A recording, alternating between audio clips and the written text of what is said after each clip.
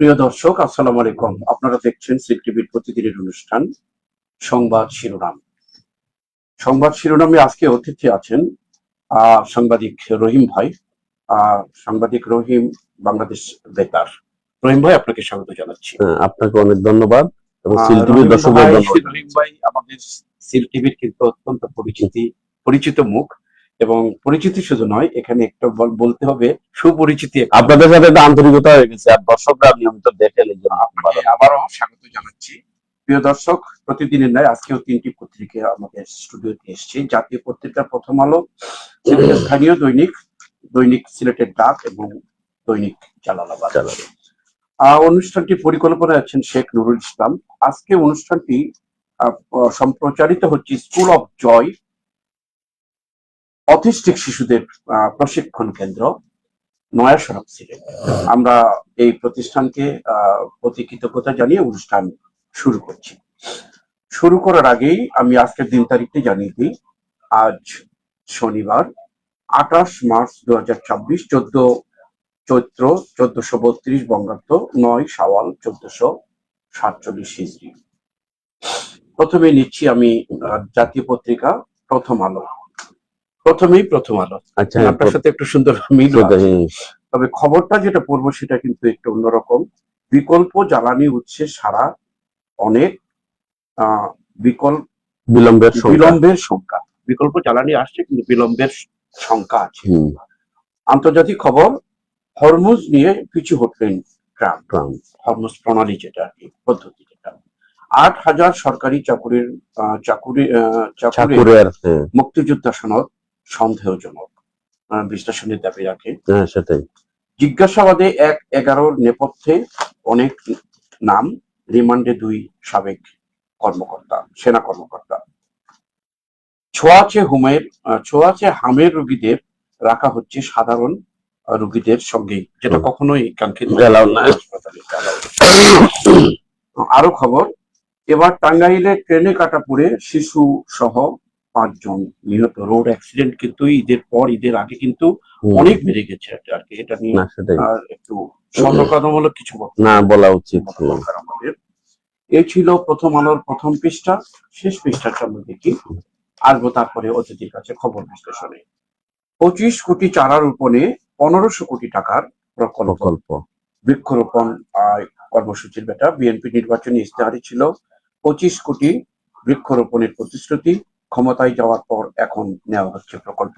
আসলে যে প্রতিশ্রুতিটা দিয়েছিল বিএনপি, এখনো বলা হয়, পত্রিকায় লিখেছে অনেক সময়, যে আঙ্গুলের যে ভোটের ছাপ যেটা আর কি, কালি লেখানোর মোছের অনেক শুরু হয়েছে। আমার এখানেও কিন্তু আছে। অনেক অনেক ধন্যবাদ। আসলে সরকারের প্রতিশ্রুতি বাস্তবায়ন হবে, জনগণ সুফল পাবে, এটাই তো আমাদের প্রত্যাশা। কনসার্ট ফর বাংলাদেশ থেকে যশোহর রোড। মালয়েশিয়ার নতুন শ্রমনীতিতে বিদেশি কর্মীদের উদ্বেগ। নেপালের প্রধানমন্ত্রী হিসেবে শপথ নিলেন রাপার বালেন্দ্র। নেপালে কিন্তু ঘন ঘন প্রধানমন্ত্রী চেঞ্জ হয়, তারপরে যিনি আসছেন ওনাকে আমরা অভিনন্দন জানাচ্ছি। এই ছিল যশোর ভাই, রহিম ভাই, প্রথম আলোর প্রথম পৃষ্ঠা, শেষ পৃষ্ঠা। প্রথমেই জিনিসটা আলোচনা করতে পারে যে বিকল্প জ্বালানি উৎসে সারা অনেক বিলম্বের আশঙ্কা। জ্বালানি নিয়ে কিন্তু একটা সারা পৃথিবী, বাংলাদেশ সহ সারা পৃথিবী কিন্তু একটা হাহাকার চলছে। ধন্যবাদ মিলন ভাই আপনাকে। আসলে বিকল্প জ্বালানি উৎসে সারা সারা অনেক বিলম্বের সংখ্যা। এটা হচ্ছে কি, যে একটা বিকল্প জ্বালানির ব্যবস্থা উদ্ভাবন করা হচ্ছে, এটা নিয়ে হয়তো চেষ্টা মেহনত চলছে, কিন্তু আন্তর্জাতিক পরিবহন মন্ডলে তো জ্বালানি তেলের একটা সংকট দেখা দিয়েছে, যদিও স্পষ্টত বলা হচ্ছে না রাষ্ট্রের পক্ষ থেকে। এই কারণেই কিন্তু বিকল্প পথ খোঁজা হচ্ছে। এই পদ্ধতি আবিষ্কার করতে, উদ্ভাবন করতে সময় লাগে, এটা বিশেষজ্ঞর মতামত লাগে এবং বিশেষজ্ঞেরও দরকার আছে, এই জন্য সময় লাগবে সংখ্যা। তবে এটা হওয়া উচিত। কেন, আমাদের দেশে ভূগর্ভে তেল বা গ্যাসের সংকট রয়েছে, এই জন্য বিকল্প পন্থায় আমাদেরকে যেতে হবে। সিএনজি যেভাবে একবার বিকল্প করা হয়েছিল, রূপান্তরিত প্রাকৃতিক গ্যাস, ঠিক তদ্রুপ এই ধরনের একটা ব্যবস্থার সরকার নিয়েছেন। এটাকে আমরা স্বাগত জানাই। দেশের বর্তমান সংকট সমাধানের প্রেক্ষিতে সংকট মুক্ত হোক, শঙ্কাও আমাদের দূর হোক। মুক্ত হোক। পাশাপাশি আরেকটা খবর, পাশাপাশি বলতে কি একটা খবরটা অত্যন্ত, বাংলাদেশ স্বাধীন হয়েছে 1971 সালে, এখনো কিন্তু এই নিয়ে এখন আমাদের একটা ধূম্রজাল কাটেনি যে 8,000 সরকারি চাকুরির মুক্তিযোদ্ধা সনদ সন্দেহজনক। 8,000 সরকারি চাকুরির মানে চাকুরিজীবী সনদ নিয়ে সন্দেহ। হ্যাঁ, বিগত 17 বছর সচিবও পাওয়া গেছে। এই মুক্তিযোদ্ধা কোটা চাকরি নেওয়ার জন্য অনেকে অসৎ উপায় অবলম্বন করেছেন। এই তলের বিলাল আজকে বেরিয়ে আসছে। এইটা সরকার নিশ্চয়ই এটা সঠিক তদন্ত নিয়ে বের করতে হবে, কারণ মুক্তিযোদ্ধাদের জন্য রাষ্ট্রের একটা জাতির আমাদের একটা তারা মানে গুরুত্বপূর্ণ সেটা করেছে। এই কোটার সুফল নেওয়ার জন্য অনেকে অসৎ উপায় অবলম্বন করেছেন। এই তরের মানে সবকিছু বেরিয়ে আসতে হবে। মুক্তিযোদ্ধারা মুক্তিযোদ্ধা নিয়েছেন, জাল কাগজপত্র নিয়ে অনেক সুযোগ সুবিধা নিয়েছেন, আর প্রকৃত মুক্তিযোদ্ধারা এখান থেকে বঞ্চিত হয়েছেন।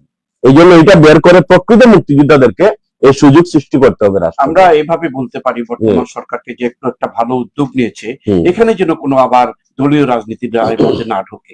অনেক সময় দেখা যায় যে একজন হয়তো অন্য মতাবলম্বী আছে, কিন্তু প্রকৃতপক্ষে সে মুক্তিযোদ্ধায়, এই ধরনের মুক্তিযোদ্ধা বিগত 1 মাসের অধিকে প্রতিমান হচ্ছে বর্তমান সরকার সব কিছুতে দলীয় মানে দৃষ্টিভঙ্গি চাপাইয়া দিচ্ছে না। অনেকটা আমার কাছে লাগে যে যেখানে আছে এভাবে সবকিছু পরিচালিত হচ্ছে। রাষ্ট্রের যিনি প্রধান হবেন উনি তো, ওনার তো দায়িত্বই থাকবে সকলকে নিয়েই রাষ্ট্র চালাতে হবে। অতীতে তো ভোট ছাড়া সরকার হয়েছিল, এবার ভোটের মাধ্যমে সরকার হয়েছে।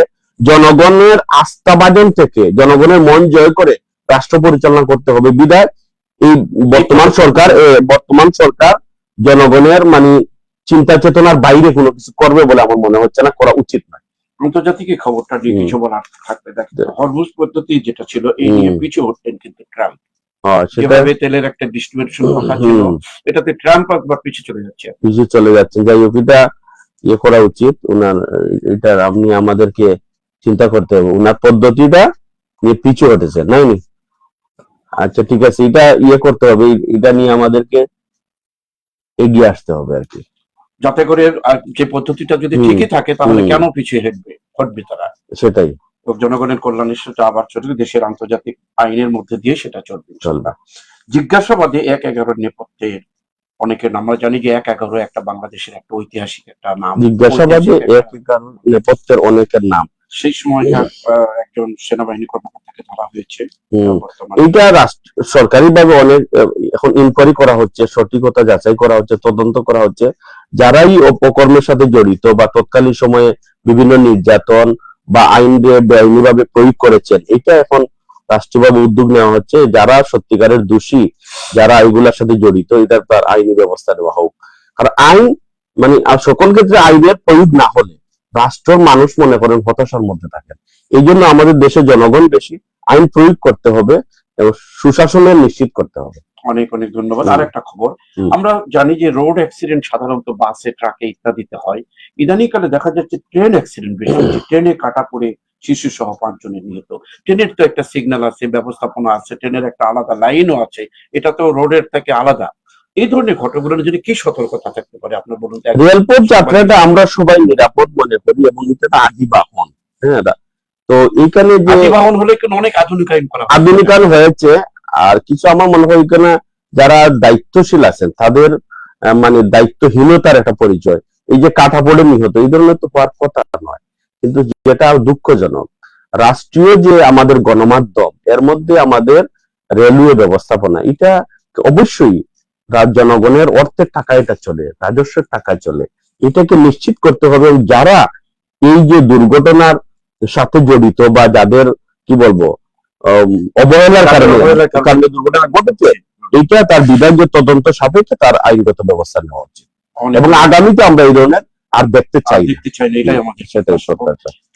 পরবর্তী পৃষ্ঠা অর্থাৎ শেষ পৃষ্ঠা যে খবরগুলো পড়েছিলাম আগে, এই যে এখানে খবরটি 15 কোটি চারা রোপণ, যেটা আমি আগে বলেছি, এখানে 1500 কোটি টাকার প্রকল্প হাতে নিয়েছে সরকার, যেটা অঙ্গীকার করেছিলেন বাস্তবায়নের জন্য কাজ শুরু করে। এটা নিয়ে আমি যতদূর জানি সরকার যে ওয়াদা দিয়েছেন যে একদিকে খাল খনন করবেন, অন্যদিকে প্রচুর গাছের চারা রোপণ করবেন পরিবেশের ভারসাম্য রক্ষার জন্য।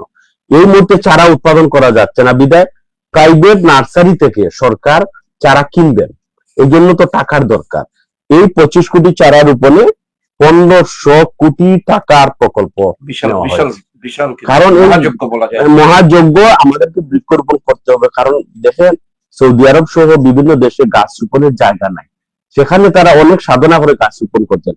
আর আমাদের সৃষ্টিকর্তা আল্লাহ রাব্বুল আলামিন আমাদেরকে আমাদের গাছটা লাগালেই হয়ে যায়, এই জন্য গাছ রোপণ করতে হবে। আর অন্যদিকে এই যে বর্তমান যে সরকার, গণতান্ত্রিক সরকার, যে গ্রামীণ পর্যায়ে যে খাল খননের উদ্যোগ নিয়েছেন, এটা হইলো গিয়া আমরা একটা সড়ক পথে গাড়ি চালাই, আর খালটা হইলো গিয়া জল পথ, ওই জলের পথও দিতে হবে, না হইলে সে জলাবদ্ধতা হবে, বন্যা হবে, বন্যার বিস্ফোরণ হবে। এই জন্য খাল খননের দরকার আছে। সমাজের কথা আসছে বা পত্রিকায় আসছে, রাজনৈতিক অন্যান্য বিরোধী দলের বলছে খাল খনন পদ্ধতি জনগণের অবশ্যই দরকার কৃষি জমিকে উর্বর করার জন্য, সেচের ব্যবস্থার জন্য। কিন্তু ওই যে সনাতনী পদ্ধতিতে যে কোদাল দিয়ে খাল খনন, না কোদাল দিয়ে হচ্ছে না, কোদাল দিয়ে খাল খনন কোথাও হচ্ছে না, সবকিছু বেপো দিয়ে এক্সকাভেটর দিয়ে হচ্ছে। এটা হলো প্রতীকী উদ্বোধনের জন্য ওনারা করছেন, জিয়াউর রহমানের আদলে ওটা প্রতীকী হিসাবে দেখা। সেটাই হোক, সেটাই হোক। আসলে এটা এখন আর কোদাল দিয়ে হবে না, এখন আর এই জাতীয় লেবার নাই, আমাদের ম্যানুয়াল পদ্ধতিতে হবেই। নেপালের প্রধানমন্ত্রী হলেন বালেন্দ্র, নতুন প্রধানমন্ত্রী হচ্ছে। নেপালের যে ঘন ঘন প্রধানমন্ত্রী পদ বদল হচ্ছে আর কি। ঘন ঘন হয় হলে রাষ্ট্রের ব্যবস্থাপনায় অসুবিধা হয়, তবুও যিনি নতুন আসছেন নেপালের প্রধানমন্ত্রী রেপের বেলেন্দ্র, ওনাকে আমরা স্বাগত জানাই, যাতে উনি সুষ্ঠুভাবে দায়িত্ব পালন করতে পারেন জনগণের কল্যাণে। সেটাই আমরা প্রতিবেশী দেশ, প্রত্যাশা রেখেই আমরা জাতীয় পত্রিকা আমরা শেষ করে নিচ্ছি, আসছি স্থানীয় পত্রিকার দিকে।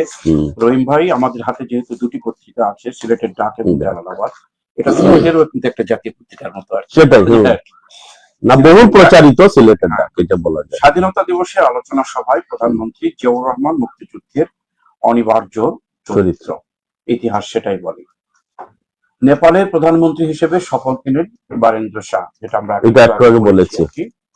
জ্বালানি তেলের অবৈধ মজুতের তথ্য দিলে পুরস্কার। এই যে গোপন করিয়া তেল, ব্যারেল তেল মাটির নিচে রাখা হচ্ছে, তার জন্য একটি পদ্ধতিটা। স্বাধীনতার চেতনায় সকলকে ঐক্যবদ্ধ আন্তরিক কাজ করার প্রত্যয়।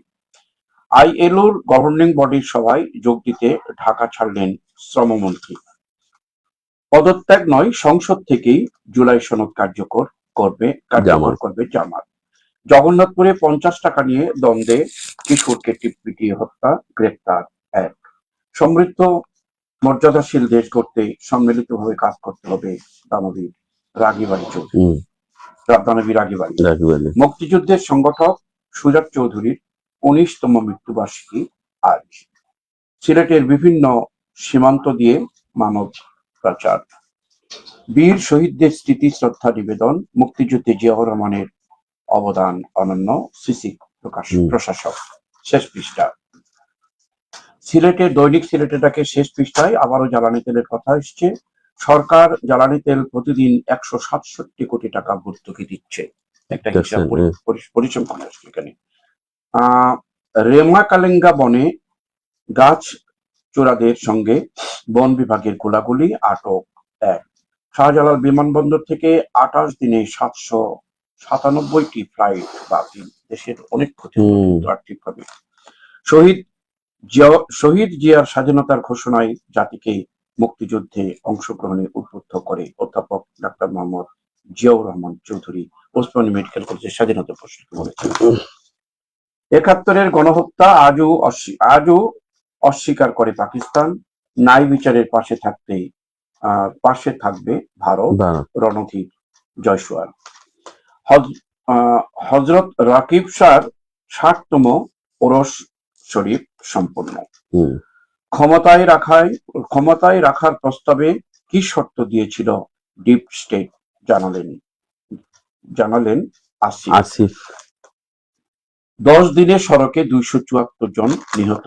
আসলে এখানে একটু আমি আপনার সাথে করবেন, এটা কিন্তু আসে কিন্তু সরকারি রিপোর্টে, কিন্তু অনেক সময় দেখা যায় সরকারি রিপোর্ট পুলিশের কাছ থেকে যেটা নেয়, পুলিশ অনেক খবর দিতেও পারে না, কিন্তু এখানে কিন্তু সবসময় একটা বিশাল। আসলে মিলন ভাই, আপনি যেটা অবতারণা করেছেন সেটা হলো আমাদের দেশের সড়ক ব্যবস্থাপনাটাই এটা একটা দুর্ঘটনার মতো।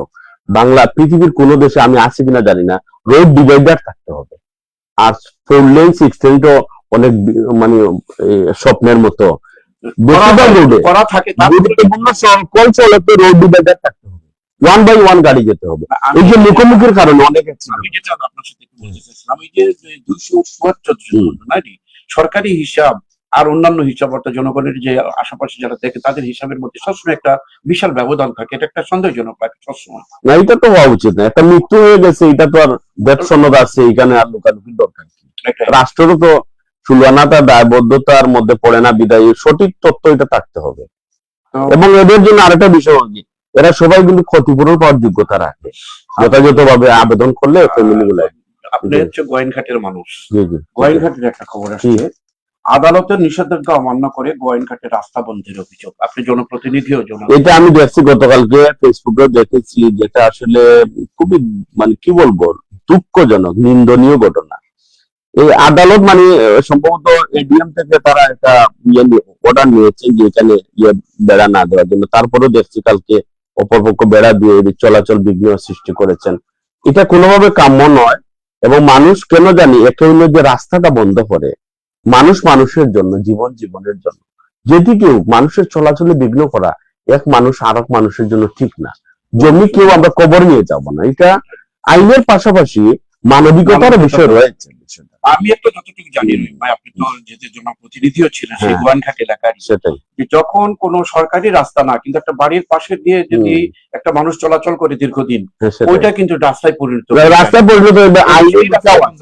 আইনে লেখা আছে জনগণের কল্যাণে যদি একটা একদম জমির পাশ দিয়েও, ব্যক্তির জমির পাশ দিয়ে ওটা রাস্তা হয়ে যায়, এটা আইনে রূপান্তরিত হয়। আপনার এলাকা হিসেবে সেটাই, এই ধরনের অনেক সমস্যার আমরা মুখোমুখি হচ্ছি। আপনার মানবের মধ্যে দানব বসবাস, দানবরা, এই দানবরা এগুলা করে হিসাবে আপনি এটা দেখে শনাক্ত করে আইন শৃঙ্খলা বাহিনী কিংবা যারা এটা দেখভাল করে যাদের, এটা আমাদের কালকে দেখা উচিত। প্রিয় দর্শক, আমরা শেষ করছি সিলেটের ডাক, হাতে নিচ্ছি সিলেটের আরেকটি স্থানীয় দৈনিক জালালাবাদ।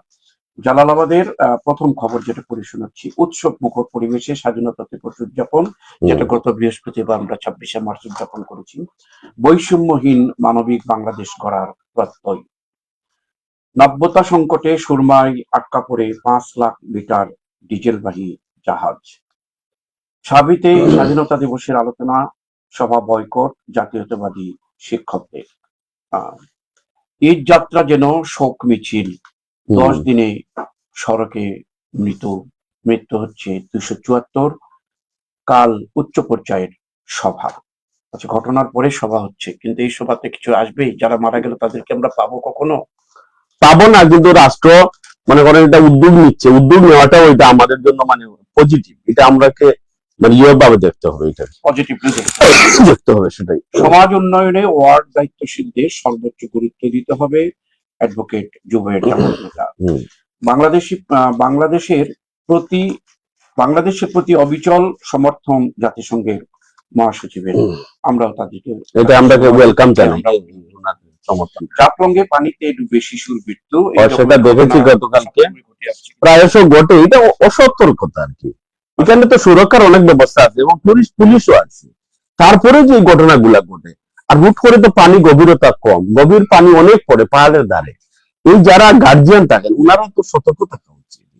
অর্থাৎ আপনার মূল বক্তব্য হচ্ছে সতর্কতা বাড়ানো। অবশ্যই। আর প্রোটেকশনের ব্যাপার কি আর কিছু আছে? এটাকে প্রোটেকশনের জন্য যারা পুলিশ আছেন এবং স্বেচ্ছাসেবক যারা আছেন, এদেরকে কঠোর ব্যবস্থা নিতে হবে।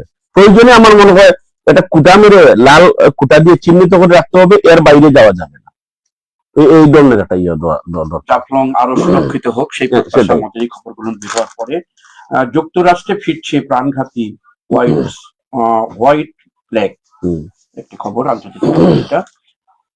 এই ছিল ঈদ যাত্রা যেন শোক মিছিল, এটা একটু আগেও বলেছি, শোক মিছিল যেটা আমরা কোনোভাবে প্রত্যাশা করি না। একজন আমরা মানুষ সবাই মনে করেন ঈদ আসলে তার নারী টানে গ্রামের বাড়িতে যান, তারা একটা নিরাপদ যাত্রা প্রত্যাশা করেন এবং রাষ্ট্রের একজন নাগরিক হিসাবে আমরাও চাই। কিন্তু এবারকার এই যে ঈদ যাত্রাটা মানে সেটাই। আর আমাদের তো জনসংখ্যার মানে অনুপাতে তার যানবাহন ব্যবস্থা, গণপরিবহনের ব্যবস্থাটা এতটুকু পর্যাপ্ত নয় বিদায় এখানের মধ্যেই আমাদের সমস্যাগুলো সৃষ্টি হয়। সীমাবদ্ধতার মধ্যে তো আমাদেরকে তো সচেতনতা থাকতে হবে। আমি সব মিলিয়ে মনে করি আমাদের দেশের ট্রেন ব্যবস্থাপনাটাকে আর একটু মানে ইয়ে করতে হবে, ব্যাপক করতে হবে, বিভিন্ন জায়গায় ট্রেন মানে রেল ব্যবস্থাপনা দিতে হবে। কারণ এই যে ছোট ছোট গাড়ির সমারোহ করতেছে, এটা জট সৃষ্টি হচ্ছে সর্বত্র। ট্রেনের ব্যবস্থা আমি এই যে কলকাতাতে দেখা যাচ্ছে শহরের মধ্য দিয়ে বর্ষণ ট্রেন চলে, মানে 10 পয়সা 20 পয়সা আসা যাওয়া করে মেট্রোপলিটন এলাকায়। এ তো হাইফাই করতে যাওয়ার চাইতে আমাদের সাশ্রয়ী ব্যবস্থাপনারও দরকার। এই যাত্রা শোক মিছিল এর বিপরীতে যে বক্তব্যটা রাখলেন আপনি রাখলেন, আসলে এটা জনগণকে সংশ্লিষ্ট সচেতন হতে হবে এবং ট্রেন ব্যবস্থার আরো ভালো করলে এই ধরনের অ্যাক্সিডেন্ট থেকে আমরা রক্ষা পাবো। আজকে জানেন ট্রেন, সেদিন আমি ইয়েতে দেখলাম যে আমাদের সাতকের ট্রেন লাইনটা কাজ হচ্ছে, আমরা দ্রুত চাই এই ট্রেনটা চালু হোক। এরপরে যে সুনামগঞ্জ শহরে ট্রেন যাওয়ার জন্য বিগত দিনে সিদ্ধান্ত হয়েছিল, আমরা আজকে দাবি জানাচ্ছি যে মানে সিলেট মানে ঢাকা থেকে সুনামগঞ্জে সরাসরি লাইন চালু হোক, এটা আমরা সময়ের দাবি। আসলে সুনামগঞ্জের এই রোডে কিন্তু বেশি অ্যাক্সিডেন্ট, না বেশি এলাকায় একদম সরু রাস্তা, আর এত মানুষের সুনামগঞ্জের বেশিরভাগ লোক সিলেট শহরে প্রতিদিন আসতে হয়। সুন্দর কথা, আপনারা সেই সাংবাদিকতার চোখে দেখুন জিনিসটি পড়েছে, পত্রিকায় এসছে কথাটিও না, এই সুনামগঞ্জের কথাটা। আরো খবর, সব ধর্ম বর্ণের মানুষের সহাবস্থান নিশ্চিতে বিএনপি প্রতিশ্রুতিবদ্ধ, সিসিক প্রশাসক কায়েম চৌধুরী ঠিকই বলেছেন উনি। 3 লাখ টন ডিজেল আমদানির অনুমোদন, সুনামগঞ্জে 27 আইনজীবীর বিরুদ্ধে মামলা, চট্টগ্রাম বন্দরে এলএনজি নিয়ে আসছে আরো 3 জাহাজ, 55 নাগরিককে নিজ দেশে ফেরত পাঠালো মালয়েশিয়া, মাদ্রাসার বারান্দায় অজ্ঞাত বৃদ্ধের লাশ, সিলেট নগরীর জামিয়া কাশিমুল দরগা মাদ্রাসার ঘটনা। এটা এই ধরনের মাদ্রাসায় কখনো এরকম ঘটনা অজ্ঞাত বৃদ্ধের লাশ ফার্স্ট টাইম। ইয়াং স্টার ক্লাবের বীর মুক্তিযোদ্ধাদের সম্মাননা, ভালো উদ্যোগ, সংকটময় সময়ে শহীদ রাষ্ট্রপতি জিয়া দেশের হাল ধরেছিলেন এমপি ইমরান। ক্যামেলিয়া হাসপাতালে ভুল চিকিৎসায় স্কুল শিক্ষার্থীর মৃত্যুর অভিযোগ, শাহজালাল মাজার থেকে বৃদ্ধের মরদেহ উদ্ধার, ওই যেটা শুনলাম উদ্ধার হয়েছে, বন্দর বাজারে কুখ্যাত ছিনতাইকারী আটক, দেশের 56% গ্যাস উত্তোলন করে সেভরন, জামাত সৎ লোকের শাসন প্রতিষ্ঠা করতে চায় মৌলানা হাবিবুর রহমান, আলমপুর বিসিক থেকে বিপুল ভারতীয় জিরা সহ আটক, এক ভারতীয় জিরা নিয়ে আটক, এই কথাটা আসছে এই যে আলমপুরে, আমাদের ইয়েতে সিলেট শহরেই আলমপুর যেটা কদমতলী, যেটা না এই জিরাটা আসলে কি আমাদের দেশে জিরার উৎপাদন নাই বললেই চলে, এটা ইন্ডিয়া থেকে আসতে হয়। আমি যতদূর গোপনীয় সংবাদ জানি, তারাও জিরাটা যখন বাংলাদেশে পাঠায় ওইটাকে সিদ্ধ করে ওইটার উদ্ময় ক্ষমতা ধ্বংস করে দেশে, যাতে আমাদের দেশে কেউ যাতে জিরা উৎপাদন করতে, এবং জিরা তো এটা মশলা জাতীয় পণ্য হিসাবে। সেদিন গোয়েন্দাটা পুলিশে ওই যে বালুর গাড়ির মধ্যে অনেকগুলা জিরা ওনারা আটক করেছে। আজকে দেখলাম ইয়েতেও কি ওই যে ইয়েতে আমাদের আলমপুরে করেছে। এটা আসলে একটা কি দুষ্প্রাপ্যের মতো। এটা একজন এগুলো ফার্মের যেহেতু প্রতিষ্ঠাতা, সেটাই এই জন্য আপনার কাছে এই নলেজ গুলো আছেও ভালো, যে জিরার উত্তরবঙ্গে কিছুটা উৎপাদন হচ্ছে বর্তমানে, এবং রাষ্ট্র পক্ষ থেকে যদি প্রদর্শনী দিয়ে কৃষকদের আকৃষ্ট করে, তাহলে জিরার দুষ্প্রাপ্যতা আমাদের দেশে আপনার এগুলো ফার্ম থেকে একটা শুরু করে দিন, দেখি আমি আগামী বীজ পেলেন করবো ইনশাআল্লাহ। প্রিয় দর্শক, অত্যন্ত গুরুত্বপূর্ণ একটি খবর, যে জিরার উৎপাদন আমাদের দেশে হচ্ছে না। জিরার উৎপাদন যদি করা হয় তাহলে এই ধরনের কৃষি বিভাগ আমাদের কৃষি সম্প্রসারণ অধিদপ্তরে যদি প্রদর্শনী দিয়ে চালু করে দেয়, ইনশাআল্লাহ 1 বছর এই জিরার ইয়ে হয়ে যাবে, সংকট হয়ে যাবে। না, জিরার জন্য আমাদের বাইরে থেকে যেতে হবে, দরকার নেই, আমরা চেষ্টা করলে হয়ে যায়।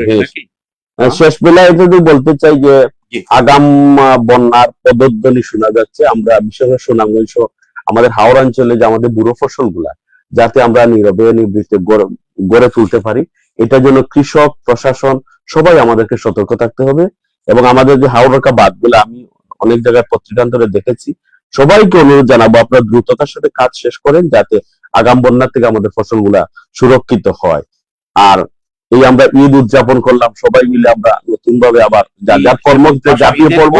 কিন্তু স্বাধীনতা দিবস, আমি মনে করি সবাই যদি আমরা মিলেমিশে কাজ করি, এই দেশটা আর কি বলবো, এটা উন্নত দেশে রূপান্তরিত বেশি সময় লাগবে না। সবাই যার যার অবস্থান থেকে আমরা কাজ করি এবং উন্নয়ন এবং উৎপাদন যে বিষয়টা, খাদ্য উৎপাদনের দিকে আমরা সবাই মনোনিবেশ করি। আর যারা শহরে বসবাস করেন, আপনার গ্রামের বাড়িতে জমি থাকলে ওইটাকেও আপনি বেশি কিছু না, আপনি ফলের বাগান করে রাখেন, তাহলে তো দেশের কাজে লেগে গেল। অনেক ধন্যবাদ প্রিয় দর্শক। আমরা আজকে সংবাদ বিশ্লেষণ করলেন সাংবাদিক রহিম ভাই। রহিম ভাইয়ের কিছু জনগণের উদ্দেশ্যে যে মেসেজটুকু আসছে, যে আগামী বড় ফসলটা ঘরে ওঠার জন্য প্রত্যেকে সংঘবদ্ধ হয়ে কাজ করতে হবে, এবং এই যে জিরার কথাটা বললেন, এই সুন্দর সুন্দর কিছু কথা আমরা আজকে অতিথির কাছ থেকে শুনলাম। আর মহান স্বাধীনতা জাতীয় দিবস উপলক্ষে আমাদের শপথ, আমরা সবাই মিলে দেশটাকে সামনের দিকে মানবিক বাংলাদেশ, এটাই প্রত্যাশা। এই কথা বলার মাধ্যমে, শোনার মাধ্যমে, আপনাদেরকে মেসেজ দেওয়ার মাধ্যমে আজকের অনুষ্ঠান আমরা এখানে শেষ করতে যাচ্ছি। আবারও দেখা হবে কালকে অন্য পত্রিকা, অন্য কোনো পত্রিকা, অন্য 3টি পত্রিকা এবং অন্য কোনো অতিথিকে নিয়ে। সেই পর্যন্ত আমাদের সাথে থাকুন। আজকে আমাদের সম্প্রচারে সহযোগিতা করলেন স্কুল অফ জয় অটিস্টিক শিশুদের যে প্রতিষ্ঠান, এই প্রতিষ্ঠানকে আবারও আমাদের কৃতজ্ঞতা জানিয়ে আজকের অনুষ্ঠান আমরা শেষ করছি। ধন্যবাদ আপনাদেরকে, ধন্যবাদ আজকের অতিথিকে। আমার পক্ষ থেকে দর্শকবৃন্দ প্লাস সিল টিভি কর্তৃপক্ষকে আন্তরিক ধন্যবাদ।